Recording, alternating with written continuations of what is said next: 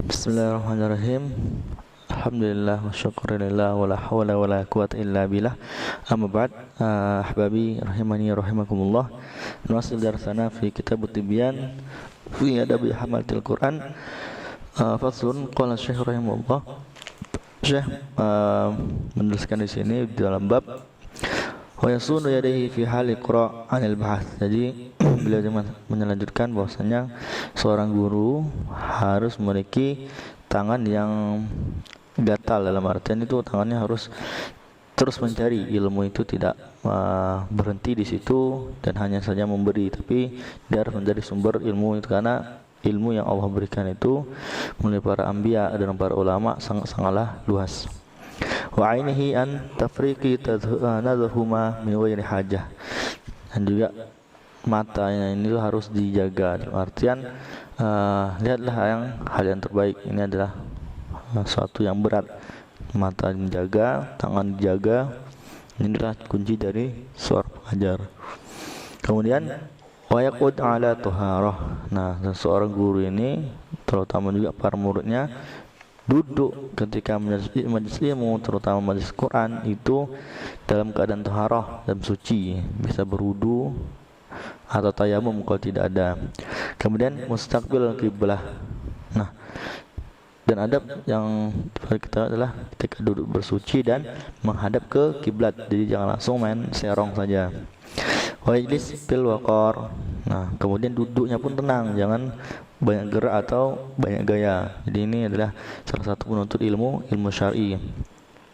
Wa takunu thiyabahu baydan nadhifan. Nah, ini sangat dianjurkan sekali memakai baju yang putih dan juga bersih. Nah, ilmu itu seperti cahaya dan bersih. Wa idza wasala ila mawdi'i julusi shalla rak'ataini khafifataini qabla julus.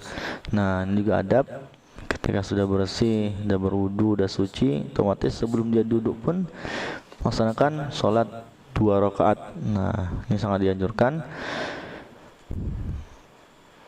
Soangka nama dia masjidan atau ghairihi, walaupun nanti misalnya duduk di depan rumahnya di teras yang suci, ya udah sholat di situ hadap kiblat sebelum membaca Al-Quran atau mengajarinya.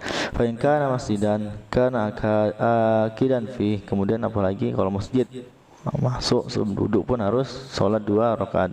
Fa inna yukrahu lahu julus fihi qabla an yusalli. Sebenarnya kalau orang datang wudu masuk masjid itu makruh kalau langsung duduk. Itu pendapat dari Imam An-Nawawi. Wajlisu mutarabbi'an insya ghairihi mutarabbi'. Jadi bisa duduk juga mutarabi itu bersilang seperti juz orang biasa.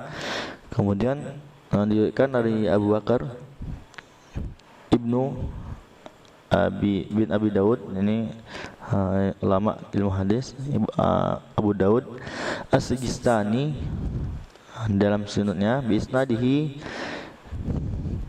an Abdullah bin Mas'ud radhiyallahu anhu kana yaqra'un nas fi masjid jathiyan ala rukbatayhi. Nah, Abu Daud rahimahullah meriwayatkan dalam sebuah asarnya bahwasanya Abdullah bin Mas'ud itu ketika mengajar Al-Quran kepada muridnya, dia duduknya adalah bertumpu pada sikunya. Jadi seperti datangnya malaikat Jibril dengan Rasulullah ketika menyampaikan tentang bagaimana itu iman Islam. Itu hadis masyhur diriwayatkan oleh Imam Umar bin Khattab radhiyallahu anhu. Ini adab penuntut ilmu dan pengajarnya. Kemudian Syekh melanjutkan faslun di bab wa min adabihi muta'akkidah wa ma yata'ana yafudu illa alla bazal ilm. Untuk ilmu yang sangat dianjurkan, dia tidak berhenti pada suatu ilmu saja. Tapi misalnya Al-Quran, dia butuh ilmu nahwu, butuh ilmu bahasa Arab yang dalam. Kemudian nanti walaupun tidak bisa mendalami, intinya dia bisa menguasai beberapa ilmu. Jadi jangan sampai dia kosong. Bisa juga ditambah dengan ilmu fikihnya, ilmu hadisnya, dan ilmu lainnya, ilmu syar'i banyak, ilmu mawaris dan sebagainya.